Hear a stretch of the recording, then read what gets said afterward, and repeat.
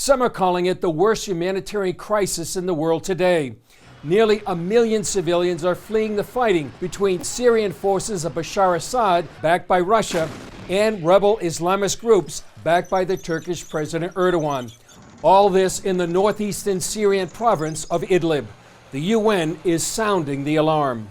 We remain very alarmed about the safety and protection of over 3 million civilians in Idlib and its surrounding areas in the northwestern part of Syria, as reports of airstrikes and shelling continue to take a heavy toll on the civilian population. Millions of Syrians are caught in the crossfire. We stay here from the morning till the evening. We sit here and eat and drink. We are living. What can we do? This is our life. When it rains, we go to the car and stay there till the evening, and then we return to the mosque to sleep. This is what we do. What are we supposed to do? Various sources report Turkey has supplied some of these al-Qaeda-like groups with U.S.-supplied weapons.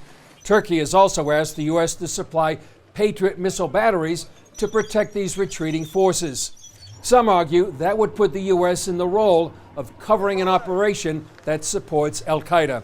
One Middle East analyst, Walid Farah, suggests that Idlib and neighboring Afrin province go under UN control instead of al-Qaeda in Turkey, and therefore provide a better solution for the people in Idlib.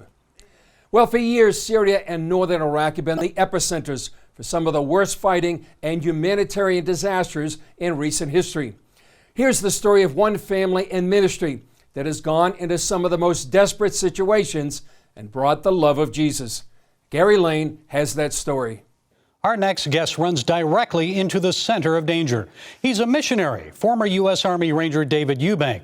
Now, 20 years ago, he founded a mission organization called the Free Burma Rangers. The group has helped ethnic people under siege by the Burmese military, providing relief and medical treatment, all in the name of Christ. More recently, FBR worked in Iraq during the battle to liberate Mosul from ISIS jihadists.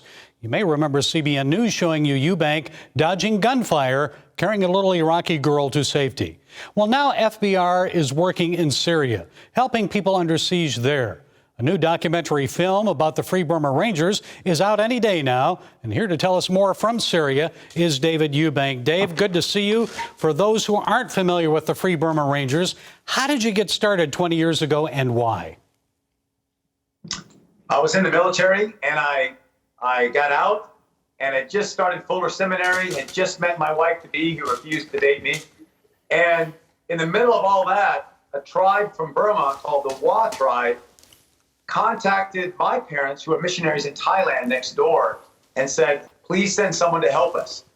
And when they came to my parents' house from Burma, which is, Burma's 70 years of civil war right now, and came and said, they saw a picture of me with a green beret because after I was in Rangers, I was in Special Forces. And they said, that man's a warrior. We need Jesus, and we are warrior people. Send him. So we started the Free Burma Rangers by name in 1997, about 22 years ago, but it's actually been going since about 26 years, since 1993. And then the last 5 years, we've been involved also in Iraq, Kurdistan, and Syria. And David, it's not just providing medical treatment to the wounded and injured and material relief. Tell us about the importance of sharing your faith with those you help. Well, the most important thing I want to be and do is an ambassador for Jesus. And I share with everyone I can meet, like just today, with people who fled Idlib in Syria. Ask Jesus to help you. He's real. He's supernaturally real. He'll help you. Call on his name. And we gave them Arabic Bibles, and I prayed with them. I think my faith is weak, so I don't want to share faith because it is weak. But I can share my conviction and my encouragement to say, ask Jesus to help you. He's going to do it. And he's made the possible impossible. In my own life, I'm not a very creative person. But following him, he's helped me do new things. David, the movie is out in select theaters as a Fathom event February 24th and 25th. Tell us about the film. Why was it done? What will people see? Well, at about our 20-year point of the Free Burma Rangers, by then we had teams in Burma, and we hadn't gone to Sudan yet or Iraq yet. We've been in Burma. I just had this growing feeling. I wanted to thank God. I wanted to thank people who helped us and show them what would have been happening. It just welled up inside me. It reminded me of the the 10 blind people that were healed by Jesus and one came back and said, thank you. It just came up. I thought, this is the time to share the story. And I remembered I was talking to a filmmaker friend of mine, Chris St. Clair, in Burma, in the jungle. He was there doing another project with us. And I said, I'm going to make a film.